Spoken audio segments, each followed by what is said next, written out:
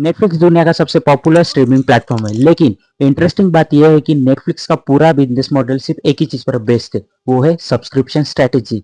इस वीडियो में हम समझेंगे कि नेटफ्लिक्स का सब्सक्रिप्शन से कैसे पैसा कमाता है, प्राइसिंग का लॉजिक क्या है और ये मॉडल इतना पावरफुल क्यों है।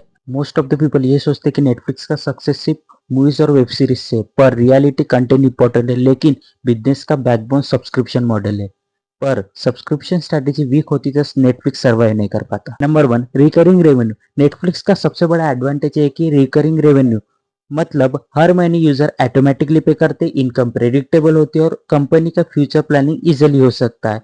इस मॉडल से कस्टमर एक बार नहीं हर महीने रेवेन्यू मिलता है। इसी वजह से नेटफ्लिक्स ग्लोबल एक्सपेंशन प्लान कर सकता है, हेवी इन्वेस्टमेंट कर सकता है और लॉन्ग टर्म स्ट्रेटेजी बिल्ड कर सकता है। Number two, pricing tier strategy. Netflix सबके लिए एक ही प्राइस नहीं रखता, तो यह आता है प्राइसिंग टायर स्ट्रेटेजी। नेटफ्लिक्स के प्लान बेसिक, स्टैंडर्ड, प्रीमियम, तो हर plan different screen count, different video quality, different price point. तो इसका फायदा क्या, स्टूडेंट, फैमिलीज, इंडिविजुअल सब कवर हो जाते हैं और यूजर अपनी अफोर्डेबिलिटी के हिसाब से चूज कर सकते हैं। प्लेटफॉर्म सेम रहता है पर रेवेन्यू वेरी करता है और इस स्ट्रेटेजी से नेटफ्लिक्स का बेस बड़ा रहता है।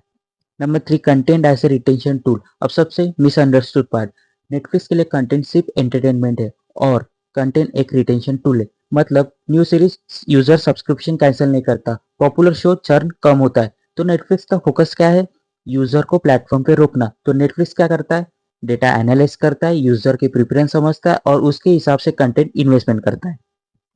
डेटा प्लस पर्सनलाइजेशन, नेटफ्लिक्स का एक साइलेंट वेपन है। यूजर का डेटा नेटफ्लिक्स ट्रैक करता है, तुम क्या देखते हो, कितना देखते हो और कब छोड़ देते हो। इस डेटा से रिकमेंडेशन इंप्रूव होती है, वॉच टाइम बढ़ता है और सब्सक्रिप्शन लाइन लंबी होती है।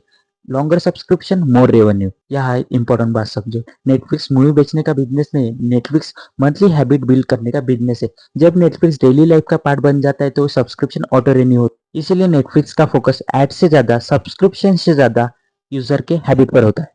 तो नेटफ्लिक्स का स्ट्रैटेजी का समरी है कि predictable monthly revenue, data driven decision, pricing for scale, content as a retention not a product. तो इस मॉडल को बिजनेस को समझना है तो यही रही है। बिजनेस सिर्फ दिखाई नहीं देता, बिजनेस को डिजाइन किया जाता है।